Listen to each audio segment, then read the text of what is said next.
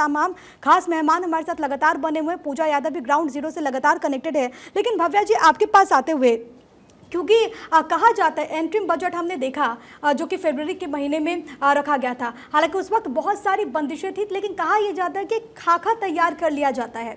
क्या इस बार के बजट में आप उस एंट्रीम बजट के अकॉर्डिंग और क्या कुछ देख पा रही हैं? क्या उसी को एक तरीके से आगे बढ़ाया जाएगा इस पूर्णकालिक बजट में, संपूर्ण बजट में? जी बिल्कुल, फोकस एरियाज जो इंटरिम बजट में आउटलाइन किए गए थे या गाइडेंस दिया गया था, उन्हीं की कंटिन्यूएशन की एक एक्सपेक्टेशन है। एक बहुत बड़ा एरिया जो वहाँ पर आउटलाइन किया गया था, रिन्यूएबल एनर्जी। अभी थोड़े दिन पहले भी बात हो रही थी, पेरिस अकॉर्ड्स के हिसाब से हमारा टारगेट है कि 2030 तक 500 गीगावाट की एनर्जी हम रिन्यूएबल एनर्जी सोर्सेज से जनरेट करें, और आज की डेट में हम केवल 170 गीगावाट पे हैं। तो इस क्षेत्र में 600 करोड़ का एलोकेशन रिन्यूएबल सोर्सेज को दिया गया था, और 10,000 करोड़ का स्पेसिफिक एलोकेशन दिया गया था घर घर सोलर को। तो बट सोलर सिर्फ एक रिन्यूएबल एनर्जी का सोर्स है, और सोलर सिर्फ पैनल्स लगाना जो सब्सिडी एक्सटेंड की गई है डोमेस्टिक हाउस होल्ड को, उसके अलावा सोलर की मैन्युफैक्चरिंग को सस्ता करना, जो सोलर सेल्स बनाने के लिए इंपोर्ट्स करने पड़ते हैं उसको सस्ता करना, वो भी एक बड़ा नीड है। तो रिन्यूएबल एनर्जी के सेगमेंट में ही इंपोर्ट ड्यूटीज़ रैशनलाइज करना और उसका manufacturing process and moving away from solar के अलावा विंड एनर्जी या और जो इलेक्ट्रिक व्हीकल का जो हमारा पूरा सेगमेंट है जिस पे काफ़ी फोकस रहा है, ईवी की पॉलिसी को और रैशनलाइज करना और ये इंश्योर करना कि ईवी मैन्युफैक्चरर्स को टैक्स ऑप्स मिल रहे हैं, ये एक बड़ा एरिया रहेगा। एक और टर्म और इसकी बहुत चर्चा होती है फिस्कल डेफिसिट को लेकर के, आपको क्या उम्मीद है? क्योंकि इस बार अगर हम देखें तो पहले एंट्री में 5.1, अगर मैं सही हूँ तो, उससे पहले वित्तीय वर्ष की बात करें तो 5.8 था। इस बार आप इस बजट से क्या उम्मीद कर रही हैं राजकोषीय घाटा के मद्देनजर? देखिए, फिस्कल डेफिसिट बहुत ही बड़ा ज़रूरी नंबर है। पर्टिकुलरली अभी इन्फ्लेशन की बात कर रहे थे, खाद्य पदार्थों की महंगाई की बात कर रहे थे, तो अगर फिस्कल डेफिसिट बढ़ता है तो इन्फ्लेशन भी बढ़ता है। तो ये एक बड़ा टारगेट सरकार का रहा है कि फिस्कल डिसिप्लिन रहे, डेफिसिट को कम रखा जाए। बट ये एक अच्छी बात है कि इस बार सरकार को शॉर्ट टर्म में डेफिसिट की चिंता नहीं है। पहली बात तो वो लगातार उसको नीचे लेते आ रहे हैं। दूसरी बात, जीएसटी की कलेक्शंस हर महीने बम्पर, अगर आप अपना पिछला रिकॉर्ड तोड़ रही हैं, प्लस अभी आरबीआई ने एक बहुत मोटा डिविडेंड सरकार को दिया है। तो सरकार के पास फिलहाल कम से कम अपने शॉर्ट टर्म टारगेट्स के लिए फंडिंग की अवेलेबिलिटी है बिना फिस्कल डेफिसिट को सोचे हुए। तो फिस्कल डेफिसिट अभी इस मोमेंट पे बहुत बड़ा इशू नहीं है, क्योंकि अभी तक वो लोग एक टाइट लीश लेकर चल रहे थे।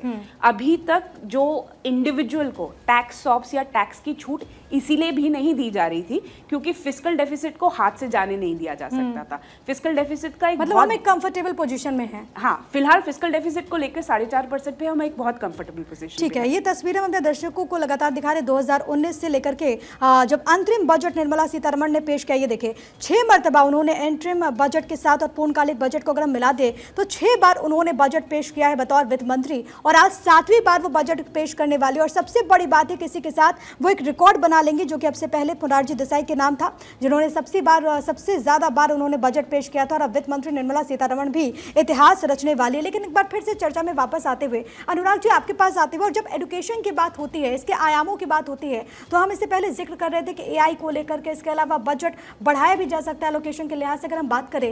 लेकिन न्यू एजुकेशन पॉलिसी और इसको लेकर के हम देखते हैं शिक्षा मंत्री भी इस बात का जोर देते हैं और सरकार इसको लेकर के मजबूत कदम बढ़ा रही है। इस बजट से आप न्यू एजुकेशन पॉलिसी को लेकर के क्या आपकी उम्मीदें हैं, क्या एक्सपेक्टेशंस? देखिए, न्यू एजुकेशन पॉलिसी जिस तरीके से भारत में 2021 के आसपास आई है और उसके बाद लगातार अभी तक उस पर काम हो रहा है कि कैसे बेहतर तरीके से उसको गांव-गांव और घर-घर तक पहुंचाया जाए और सभी स्कूलों तक उसको पहुंचाया जाए। लेकिन न्यू इकोनॉमिक पॉलिसी को अगर हम लोग थोड़ा रिसर्च करें, उसमें उसको अच्छे से देखें, तो अभी भी बहुत सारी ऐसी चीज़ें हैं जो फिजिबल ग्राउंड पे नहीं लगती हैं। उसमें क्या चीज़ें हैं? उसमें ये चीज़ें हैं कि आप अगर छोटे शहरों में और गाँव में जाएंगे तो आज भी जो एक प्रैक्टिकल एक्सपोजर है वो गांव में नहीं मिलता है या छोटे शहरों में नहीं मिलता है। लेकिन ये न्यू इकोनॉमिक पॉलिसी इस पर बहुत ध्यान दिया गया है। तो किस तरीके से जो बच्चे हैं उनको प्रैक्टिकल एक्सपोजर दिया जाए, उनको इंडस्ट्री के साथ जोड़ा जाए और जो जब वो बच्चे स्कूल में हों तभी उनको ये दिखा दिया जाए कि वो किस क्षेत्र में बेहतर कर सकते हैं और किस क्षेत्र में उनके पास स्कोप है। तो ये केवल और केवल प्रैक्टिकल एक्सपोजर के साथ हो सकती है। तो मुझे लग रहा है कि इन चीज़ों पे बहुत अभी भी काम करने की ज़रूरत है। उसके अलावा एक और जो चीज़ आती है वो ये है कि किस तरीके से जो स्कूल के बच्चे हैं या जो कॉलेज के बच्चे हैं उनके अंदर एक एंटरप्रेन्योरशिप माइंडसेट का एक विकास किया जाए। अगर हम जो आज के जो विकसित देश हैं, चाहे वो अमेरिका हो चाहे चाइना हो, जिस तरीके से उन्होंने एक स्टार्टअप पॉलिसीज़ को इम्प्लीमेंट किया है और आज के समय में ये दो इकोनॉमी है जो स्टार्टअप सेगमेंट को लीड कर रही हैं। भारत उसमें तीसरा नंबर है, इसमें कोई डाउट नहीं है।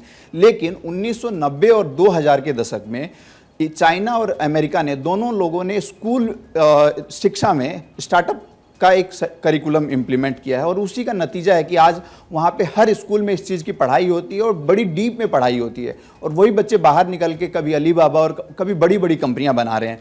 तो मुझे लग रहा है कि उस चीज़ पे बड़ा फोकस करना पड़ेगा कि कैसे छोटे शहरों में, गाँव में, स्कूलों में करिकुलम इम्प्लीमेंट किया जाए, स्टार्टअप का करिकुलम इम्प्लीमेंट किया जाए, उनको प्रैक्टिकल एक्सपोजर दिया जाए, तभी वो बच्चे आगे जाके नई ओला और नए ओयो बना पाएंगे। बिल्कुल, और ये मुझे लगता है बहुत अहम भी है। आपने स्टार्टअप का भी जिक्र किया और कहा तो ये ज़्यादा है कि भारत स्टार्टअप का देश है। इसको लेकर के लगातार सरकार की तरफ से भी कदम बढ़ाए गए। अब इस बजट में क्या होगा वो देखना बहुत इंटरेस्टिंग है। लेकिन अश्विनी जी, आपके पास आते हुए, और वैश्विक मंदी की आहट इस वक्त हम देखते हैं पूरी दुनिया में, ऐसे में भारत के सामने कितनी चुनौती आप देख पा रहे हो? और क्योंकि ये मोदी 3.0 का पहला बजट है तो क्या बहुत सारी उम्मीदें, क्योंकि जाहिर है कि इस बार चुनौतियाँ अधिक है जो अंतर्राष्ट्रीय स्तर पर हालात हैं। हालांकि प्रधानमंत्री इस बात का जिक्र करते हैं कि जब अंतर्राष्ट्रीय स्तर पर अलग अलग जगहों की जो इकोनॉमी थी, जब वो डाबाडोल हो रही थी तो भारत की अर्थव्यवस्था स्थिर रही है। वैश्विक मंदी तो नहीं बोलूँगा, हालांकि ग्लोबल ग्रोथ रेट थोड़ा ज़रूर कम हुआ है।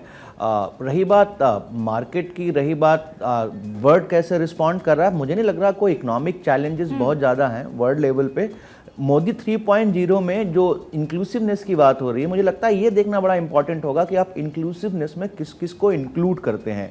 क्या, जैसे हमारे मित्र ने बोला, शिक्षा एक बहुत महत्वपूर्ण विषय है। अगर आप 2047 में विकसित भारत की बात करें तो उसके लिए आपका जो बच्चे हैं, आज के युवा हैं, उनको तैयार करना होगा। उनके लिए आप शिक्षा में क्या करते हैं, दैट इज़ वेरी इंपॉर्टेंट। अगर हमने विलेज लेवल पे जाके देखते हैं, हम बच्चों की तो बात करते हैं पर शिक्षकों की बात नहीं करते वहाँ पर। अगर हम देखें, अकेले उत्तर प्रदेश में करीब 1.5 लाख शिक्षा मित्र हैं जो मात्र 9,000 रुपये की सैलरी पे काम कर रहे हैं शिक्षक बन के, और 28 से 32 गवर्नमेंट के और सारे काम भी करते हैं। तो आपको सोचना होगा कि जो पढ़ाने वाला है, बतौर मार्केट एक्सपर्ट, कौन सा सेक्टर हो सकता है जिसके लिए सबसे ज्यादा जो मास्टर प्लान हम जिसको कहते हैं वो सरकार लेकर के आती है मास्टर स्ट्रोक के तौर पर? मुझे लगता है सरकार, जैसे कि अब बार बार हम फिजिकल डेफिसिट की बात कर रहे हैं, तो मुझे लगता है कि जो मिडिल क्लास के लिए जो इनकम टैक्स स्लैब्स वगैरह है, मुझे लगता है सरकार उसमें प्ले अराउंड करना ज़्यादा पसंद करती है, क्योंकि वहाँ से उनको मोटा पैसा मिलता है।